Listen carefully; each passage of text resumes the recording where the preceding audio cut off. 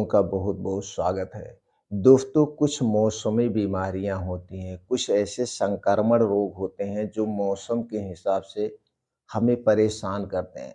तो दोस्तों, आज जो वीडियो या जो आज का टॉपिक है या जो आज काढ़ा बनाने हम बताने वाले हैं, मौसमी बीमारियों से दूर रखेगा, संक्रमण रोग से दूर रखेगा। तो दोस्तों, इस काढ़े को किन-किन चीज़ों से तैयार किया जाएगा, कितनी मात्रा में लेना है, कैसे बनाना है, इस काढ़े का प्रयोग कैसे करना है, सुबह क्या लेना है, शाम को क्या लेना है, हमारी डाइट कैसी होनी चाहिए, क्या हमें खाना चाहिए, क्या नहीं खाना चाहिए, इससे संबंधित जानकारी आपसे शेयर करेंगे।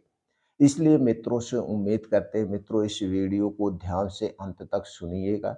सुनने के बाद अगर आप जानकारी से संतुष्ट होना तो इसे ज़्यादा से ज़्यादा लोगों तक ज़रूर शेयर करिएगा। दोस्तों, हमारे सभी वीडियोज़ में आयुर्वेद से संबंधित संपूर्ण सही-सही जानकारी आपको प्राप्त होती है और हमारे कुछ प्रैक्टिकली अनुभव आपसे शेयर करते हैं। ये सारे प्रैक्टिकली अनुभव हम अपने पेशेंट के साथ दे शेयर करते हैं, उन्हें फ़ायदा मिलता है, तो वही जानकारी हम आपके साथ शेयर करना चाहते हैं। दोस्तों, हमें भी अपने परिवार का सदस्य बनाइए। स्वास्थ्य से संबंधित संपूर्ण जानकारी आपको प्राप्त होगी, जिससे आप स्वस्थ और निरोग रह सकते हैं। तो दोस्तों, चलिए जानते हैं पहले संक्रमण रोग क्या होता है, मौसमी बीमारियाँ क्या होती है। जैसे दोस्तों, जब ठंडी की शुरुआत होती है, तो ठंडक की जब शुरुआत होती है तो इस समय सर्दी, खाँसी, जुकाम, बुखार ऐसे तरह-तरह की बीमारियाँ होती हैं। ठंडी के बाद जब दोस्तों गर्मी की शुरुआत होती है, फिर मौसम करवट बदलता है, मौसम चेंज होता है, तो इस समय भी सर्दी, खाँसी, जुकाम, बुखार, पेट दर्द, गैस, कब्ज़, एसिडिटी, डायरिया जैसे होती है। और दोस्तों, गर्मी के बाद जब बारिश की शुरुआत होती है, तो बारिश के दिनों में कई जैसे संक्रमण रोग होते हैं। कई सारे संक्रमण रोग हो जाते हैं। उस समय भी पेट दर्द, गैस, डायरिया, डिसेंटरी तरह-तरह की बीमारियाँ होती हैं। तो दोस्तों, इन सारी बीमारियों से दूर रखेगा यह काढ़ा।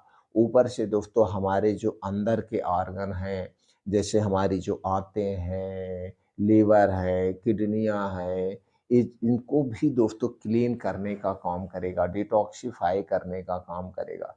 तो दोस्तों, ये काढ़ा बड़ा ही फ़ायदेमंद है। तो काढ़ा बनाना जानते हैं, प्रयोग करना चलिए जानते हैं। उसके पहले दोस्तों, हमें कुछ सावधानी बरतना चाहिए। जब ठंडी की शुरुआत होने लगे, तो पहले से हमें दोस्तों गर्म कपड़े पहन लेने चाहिए।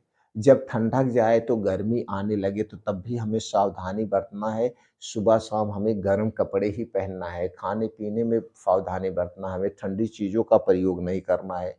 रूम टेम्परेचर की चीज़ें हमें यूज़ करना चाहिए। और दोस्तों, जब गर्मी चली जाए फिर बारिश का समय आए तो उस समय भी हमें सावधानी, ऐसे हमें भीगना नहीं चाहिए, सुबह शाम नहीं भीगना चाहिए, भीगने से बचना चाहिए। अगर हम भीग जाते हैं तो घर पे आके तुरंत कपड़े चेंज करना चाहिए। ये छोटी छोटी सावधानियां बरतनी चाहिए। और दोस्तों, बाहर खास करके बारिश के दिनों में हमें बाहर की कोई भी खुली चीज़ नहीं खाना चाहिए, क्योंकि बारिश की वजह से कीड़े बहुत ज़्यादा हो जाते हैं और असावधानी के कारण दोस्तों उसमें साफ-सफाई नहीं होती है, तो हमें नहीं लेना चाहिए। वैसे दोस्तों, हमें बाहर की कोई भी चीज़ नहीं खाना चाहिए, चाहे वो खुली चीज़ हो, चाहे बंद चीज़ हो, वो सारी चीज़ें हमारे स्वास्थ्य के लिए हानिकारक है।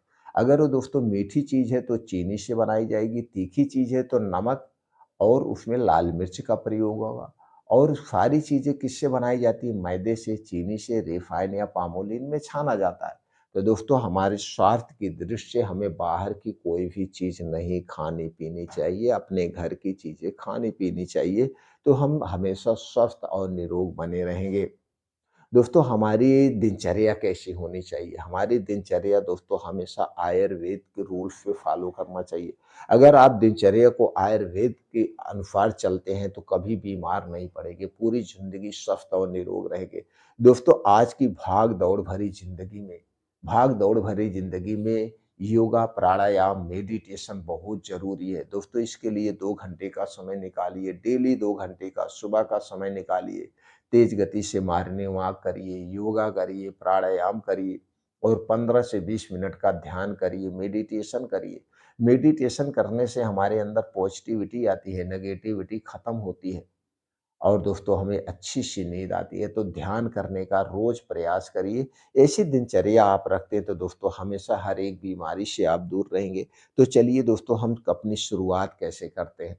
शुरुआत दोस्तों कुछ ऐसे मौसमी चीज़ें आती हैं, जो कि हमारे पूरे शरीर के लिए फ़ायदेमंद है। तो मौसमी कुछ चीज़ों के बारे में हम बाद में बात करते हैं, तो पहले वो काढ़ा बनाना जान लेते हैं। दोस्तों जो काढ़ा हमें हर एक मौसम से बचाएगा, हर एक मौसम में हर एक बीमारी से बचाएगा। इसे बनाने के लिए आपको क्या चाहिए दोस्तों? कच्ची हल्दी चाहिए।